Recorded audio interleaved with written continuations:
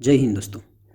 हमारे देश में ये कहा जाता है कि राजनेता ज़्यादातर काम करते नहीं हैं और कोई सरकारी अफसर अगर अच्छा काम करके जनता के बीच में अपनी अच्छी छवि बनाए तो वो उनको पसंद नहीं आता है। अब ऐसा ही एक मामला सितंबर 2023 में उत्तर प्रदेश के मिर्ज़ापुर में देखने को मिला। क्या है पूरा मामला, आइए जानते हैं। दोस्तों, हम बात कर रहे हैं उत्तर प्रदेश के मिर्ज़ापुर ज़िले के पूर्व कलेक्टर श्रीमती दिव्या मित्तल की, जिनको मिर्ज़ापुर के कलेक्टर के रूप में आम जनता की परेशानियां दूर करने की सज़ा मिली। सज़ा के स्वरूप में उनका ट्रांसफ़र उत्तर प्रदेश के ही बस्ती नाम का जो ज़िला है उनके अंदर कर दिया गया। हालांकि बाद में उस ट्रांसफ़र को रोक दिया गया। क्या था पूरा मामला, वो आगे हम देखते हैं। लेकिन उससे पहले IAS दिव्या मित्तल, जिनकी वीडियो आए दिन सोशल मीडिया पर फिरती रहती है, तो दिव्या मित्तल कौन है उसके बैकग्राउंड के बारे में थोड़ा जानते हैं। दोस्तों, IAS दिव्या मित्तल हरियाणा के रेवाड़ी ज़िले की रहने वाली है।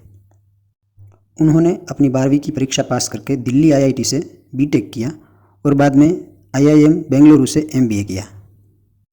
कहा जाता है कि MBA के बाद दिव्या मित्तल ने अपने सहपाठी गगनदीप सिंह से शादी कर ली, जो कि एक IAS अफसर है। उनके पति गगनदीप सिंह अभी कानपुर में IAS के तौर पर सेवा दे रहे हैं। लेकिन अगर बात करें दिव्या मित्तल की, तो शादी के बाद और BTech की पढ़ाई के बाद दोनों पति पत्नी लंदन में एक कंपनी में काम करने चले गए, जहां उन्हें लाखों का पैकेज मिल रहा था। लेकिन वहां उनका मन नहीं लगा, तो दोनों ने इस्तीफ़ा देकर वापस भारत आने का फैसला किया और भारत आकर दिल्ली में UPSC की तैयारी शुरू कर दी।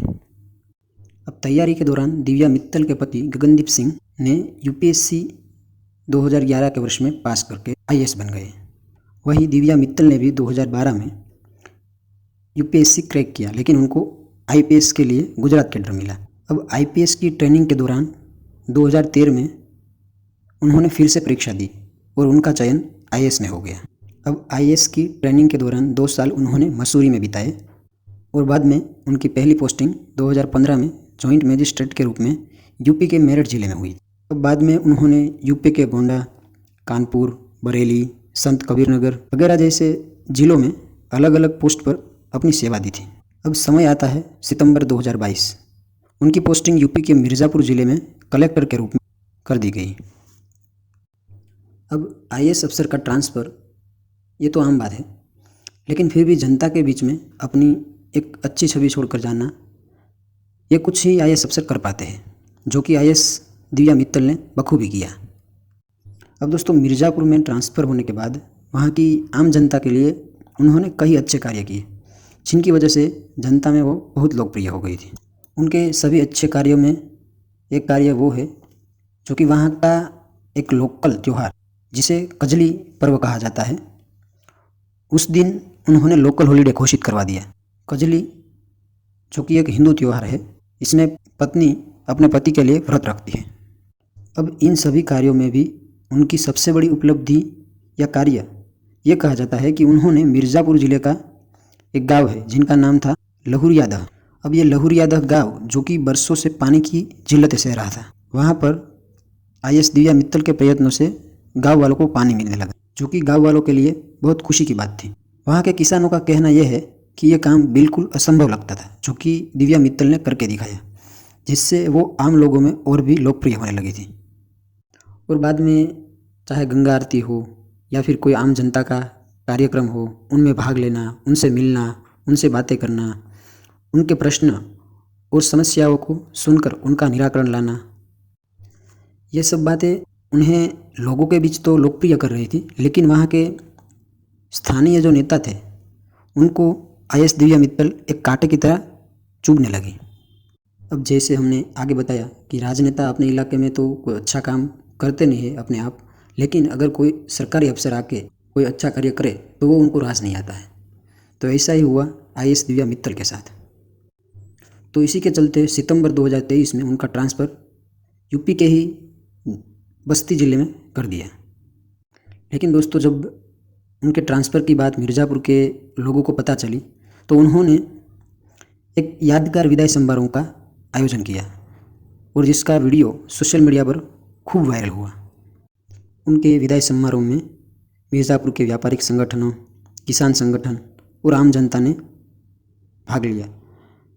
विदाई समारोह में उन पर फूलों की बारिश की और सभी भावुक थे, क्योंकि दिव्या मित्तल ने कार्य ही ऐसे किए थे जिन्हें मिर्ज़ापुर के लोग आने वाले कई सालों तक याद रखेंगे।